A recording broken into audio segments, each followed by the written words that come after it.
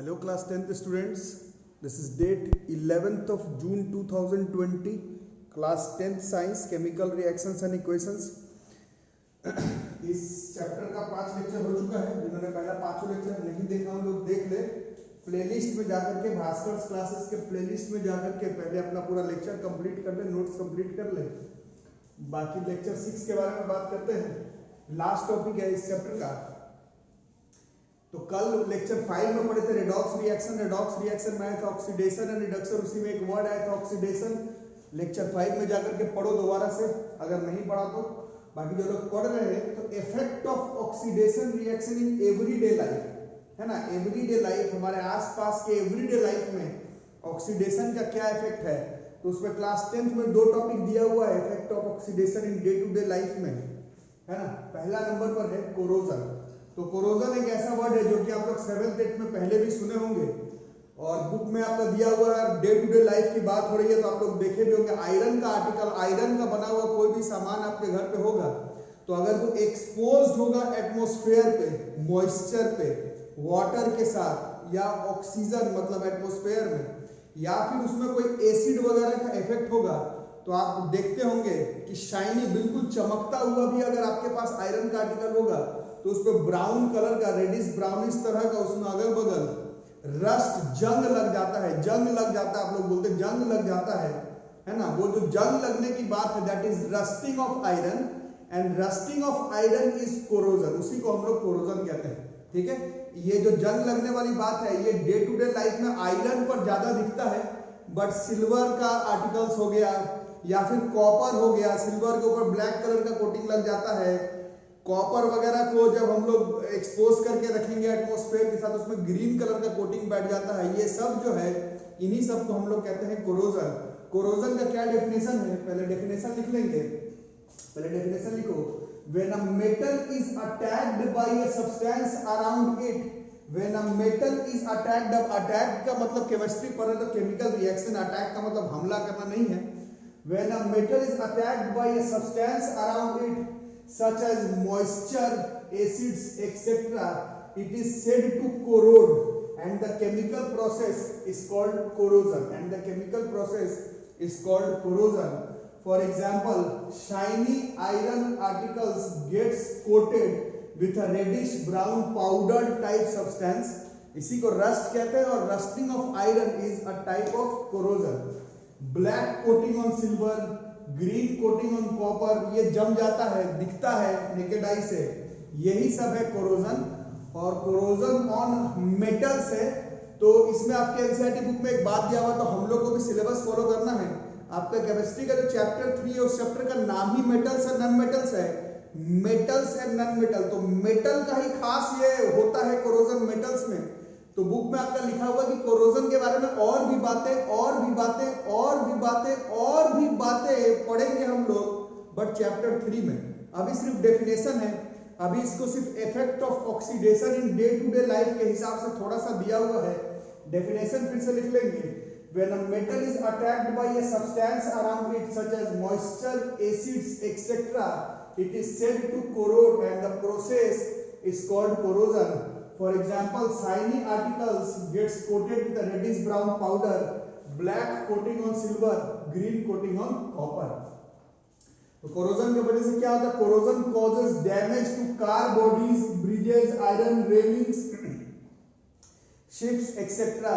तो आयरन का खास करके रस्टिंग हम लोगों को दिखता है, बट सारा मेटल्स जब वो एक्सपोज रहता है एटमॉस्फेयर में वो रिएक्ट करता है मॉइस्चर के साथ, एसिड्स के साथ, और उसके ऊपर कोटिंग, भूरा टाइप का कोटिंग बन जाता है, जिसके वजह से वो जिस चीज को आपने बनाया है वो कमजोर हो जाता है। जैसे कार का बॉडीज है, ब्रिजेस है, आयरन का रेलिंग्स है, तो बहुत ही पैसा जो है वो बर्बाद होता है। पैसे से ज्यादा जान माल का नुकसान भी हो सकता है। ब्रिज वगैरह में कोटिंग लग जाने की वजह से वो कमजोर हो जाने की वजह से टूट के गिर जाए तो काफी प्रॉब्लम हो सकता है। इसलिए हम लोग कोशिश करते हैं कि अपने तरफ से, आप रोक सकते नहीं, कोरोजन रोकना आपके मेरे बस की बात है नहीं, बट थोड़ा बहुत हम लोग इसमें पेंट वगैरह लगा करके रखते हैं मेटल का, जैसे आयरन वगैरह तो उसमें पेंट चढ़ा करके रखते हैं। पेंट चढ़ाने की वजह से क्या होगा, वो फर्दर एक्सपोज नहीं होगा। पेंट चढ़ा करके रख देंगे तो वो फर्दर एक्सपोज एटमॉस्फेयर से नहीं होगा, तो तो कोरोजन को रोकना तो नहीं, बट थोड़ा कम करने के लिए हम लोग आयरन का आर्टिकल्स वगैरह में पेंट चढ़ा करके रखते हैं। वैसे हम लोग जो लोग वीडियो को देख रहे हैं लगेगा कि भास्कर भैया सारा नहीं बता रहे हैं। इलेक्ट्रोप्लेटिंग हो गया, आप लोग क्लास 8 क्लास में पढ़े थे, and there are many more methods. Anodizing हो गया, देयर आर मेनी मेथड्स जिसका इस्तेमाल हम लोग ये एटमॉस्फेयर के साथ कांटेक्ट रोकने के लिए करते हैं, बट वो सब मेटल नॉन मेटल चैप्टर 3 में पढ़ाना होगा, चैप्टर 3 में पढ़ाऊंगा उन सब के बारे में। अभी बस ये जान लो कि कोरोजन से रोकना है तो ऐसा कुछ करो कि आउटर एटमॉस्फेयर के साथ टच में ना है, तो पेंट वगैरह आयरन के आर्टिकल्स के ऊपर हम लोग चढ़ा करके रखते हैं। यहाँ तक कि फॉर्मूला भी आपको इस चैप्टर में नहीं पढ़ना है, चैप्टर 3 में पढ़ना है, बट ऐसे ही समझदारी के लिए, क्योंकि टॉपिक हम लोग इफेक्ट ऑफ ऑक्सीडेशन पढ़ रहे थे, इफेक्ट ऑफ ऑक्सीडेशन, ऑक्सीडेशन के इफेक्ट पढ़ रहे थे, तो उस हिसाब से फॉर्मूला यही आयरन है, ये ऑक्सीजन है, और X मॉलिक्यूल्स ऑफ H2O है। अब एटमॉस्फेयर में कितना मॉलिक्यूल पानी के साथ वो केमिकली रिएक्ट करेगा बोलना मुश्किल है, तो इसको X मॉलिक्यूल्स ऑफ H2O लिखेंगे, और Fe2O3 आयरन का ऑक्साइड के साथ ये XH2O बन जाएगा, इसी को हम लोग रस्ट कहते हैं। तो आप देखें आयरन पर ऑक्सीजन, आयरन पे ऑक्सीजन, आयरन पे ऑक्सीजन, आयरन पे oxygen, effect of oxidation reaction पढ़ रहे थे, तो यही रस्ट है, and rusting is a type of corrosion. और मैं फिर से बता रहा हूँ कि कोरोजन के बारे में और भी बातें आपको चैप्टर 3 में पढ़ना है, ये नहीं कि शुरू हो गए बोलना कि सारा टॉपिक नहीं पढ़ा है टीचर। इस चैप्टर में कोरोजन के बारे में इतना ही पढ़ना है, चैप्टर 3 में मेटल्स नॉन मेटल में कोरोजन के बारे में और भी बातें बताई जाएगी। अभी फिलहाल डेफिनेशन लिख करके रख लो।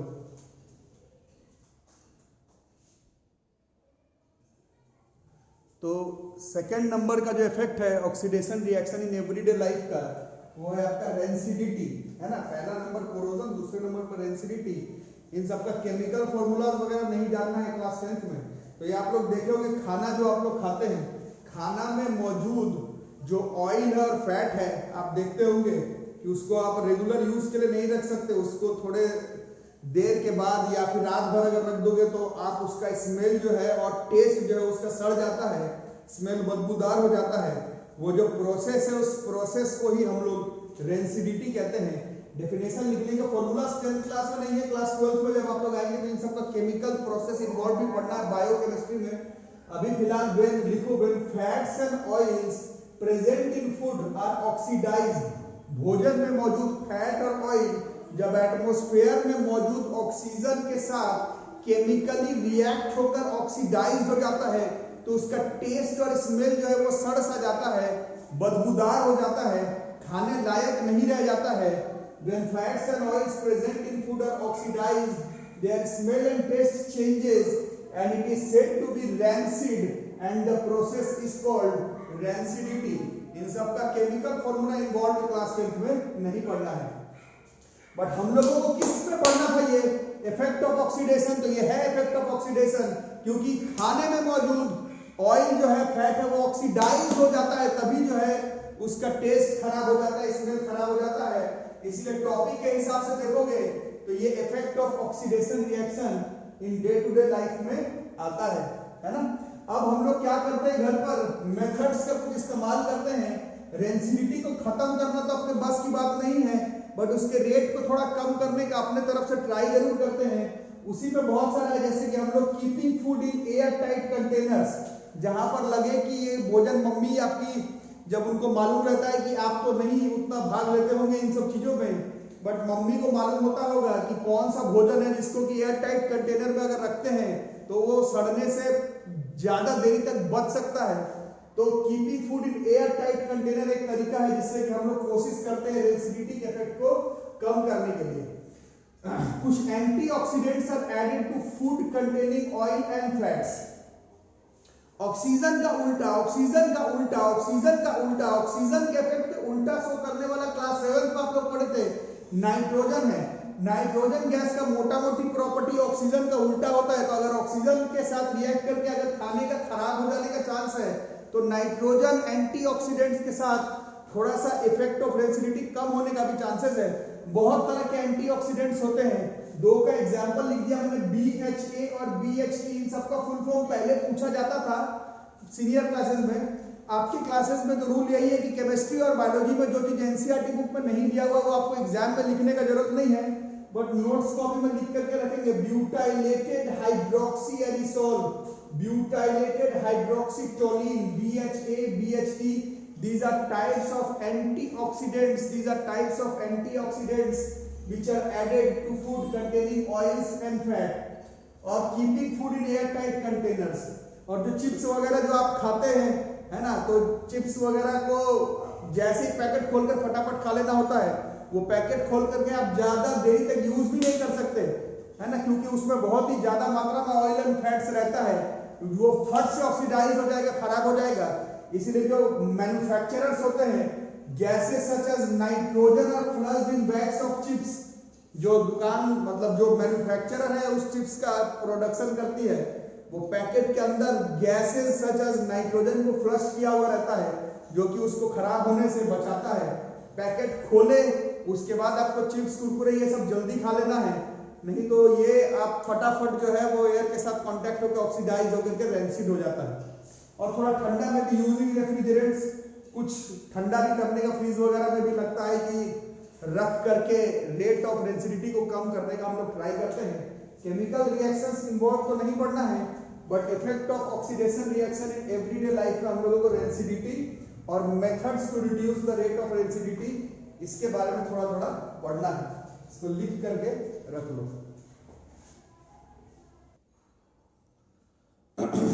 तो नोट बना करके एक लिख लेंगे हम लोग एंडोथर्मिक रिएक्शन। तो एक्सोथर्मिक आप लोग स्टार्टिंग में पढ़े थे, जहां पर पढ़ रहे थे कॉम्बिनेशन, बट अचानक से आप लोग एक्सोथर्मिक रिएक्शन पढ़ लिए थे, पढ़ रहे थे कॉम्बिनेशन बट पढ़ लिए थे एक्सोथर्मिक। एक्सोथर्मिक रिएक्शन वैसा रिएक्शन था जिसमें रिएक्शन खत्म होने के बाद एनर्जी रिलीज होता था, जैसे कि रेस्पिरेशन, कार्बन को ऑक्सीजन के साथ रिएक्ट किए, मतलब कोयला जलाए तो हीट एनर्जी निकला। तो जहां पर रिएक्शन खत्म होने के बाद एनर्जी निकला वो तो था एक्सोथर्मिक। बट इंडोथर्मिक क्या है? A process in which energy is required or absorbed from its surroundings usually in the form of heat is called endothermic reactions. Exo में एनर्जी निकलेगा, इंडोथर्मिक होने के लिए एनर्जी निकलेगा नहीं, एनर्जी चाहिए generally in the form of heat. A process in which energy is required or absorbed from its surrounding, usually in the form of heat, is called endothermic reactions. एक्सो में energy निकलेगा, endo में energy required होगा। ठीक है, अब decomposition reaction आप लोग पढ़ चुके थे। डिकम्पोजिशन रिएक्शन में क्या होता था, एक सिंगल रिएक्टेंट जो है वो टूट जाता था सिंपलर प्रोडक्ट में, बट जादू से नहीं टूटता था। टूटने के लिए हम लोग या तो हीट दे करके उसको डिकम्पोज करते थे, थर्मल डिकम्पोजिशन, करंट देकर के डिकम्पोज करते थे, इलेक्ट्रोलाइसिस, सनलाइट के मदद से डिकम्पोज करते थे, तो फोटोलाइसिस। तो अगर आप ध्यान से देखें, अगर आप ध्यान से सोचें, तो decomposition reactions are endothermic. Decomposition को होने के लिए एनर्जी चाहिए, इसी वजह से डिकम्पोजिशन रिएक्शन जो है वो इंडोथर्मिक है। अच्छा, रेस्पिरेशन अपन पढ़े थे, वो एक्सोथर्मिक का एग्जांपल था। बट फोटोसिंथेसिस आप लोग 4th 5th क्लास से पढ़ रहे हैं। प्लांट इस प्रोसेस से अपना खाना बनाता है, बट इसको किस चीज का जरूरत पड़ता है? Energy in the form of sunlight चाहिए, सनलाइट के फॉर्म में एनर्जी चाहिए, अदरवाइज फोटोसिंथेसिस नहीं हो पाएगा। तो फोटोसिंथेसिस जो है वो एंडोथर्मिक है, रेस्पिरेशन जो है वो एक्सोथर्मिक है, बट फोटोसिंथेसिस जो है वो इंडोथर्मिक रिएक्शन है। और इस टॉपिक को अगर आप ध्यान से नोट बना करके ही, नोट पे तो लिख ही रहे हो, तो इसको एक और स्टार मार्क लगा लो। All decomposition reactions are endothermic. अगर डिकम्पोजिशन है तो उसको टूटने के लिए एनर्जी चाहिए, तो हर डिकम्पोजिशन रिएक्शन जो है वो इंडोथर्मिक होगा। बट दुनिया का हर endothermic reactions, all endothermic reactions are not necessarily decomposition. हर डिकम्पोजिशन रिएक्शन इंडोथर्मिक होगा, बट हर इंडोथर्मिक रिएक्शन जरूरी नहीं कि डिकम्पोजिशन हो। एग्जांपल फोटोसिंथेसिस ही है। फोटोसिंथेसिस इंडोथर्मिक रिएक्शन है, बट वो कोई डिकम्पोजिशन रिएक्शन नहीं है। एक सिंगल प्रोडक्ट, एक सिंगल रिएक्टेंट सिंपलर प्रोडक्ट में टूट रहा है, ऐसा कोई जरूरी नहीं है। अगर डिकम्पोजिशन है तो कंपलसरी है कि वो इंडोथर्मिक होगा, बट हर इंडोथर्मिक रिएक्शन जरूरी नहीं है कि डिकम्पोजिशन रिएक्शन हो। इसको आप लोग लिख लें।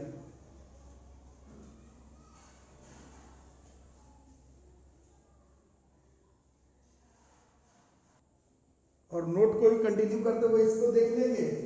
ये आपके एग्जाम में मैग्नीशियम रिबन के फॉर्म में आता है, बट आप लोग 7th 8th क्लास है, ये आप लोग फोन पे बच्चे बताते हैं कि ये केमिकल रिएक्शन किया भी है स्कूल में। कोई भी जो रिएक्टिव मेटल है जैसे कि मैग्नीशियम हो गया, सोडियम पोटेशियम तो बहुत ही ज़्यादा रिएक्टिव है, उसको तो हवा में रखते ही वो आग पकड़ लेता है।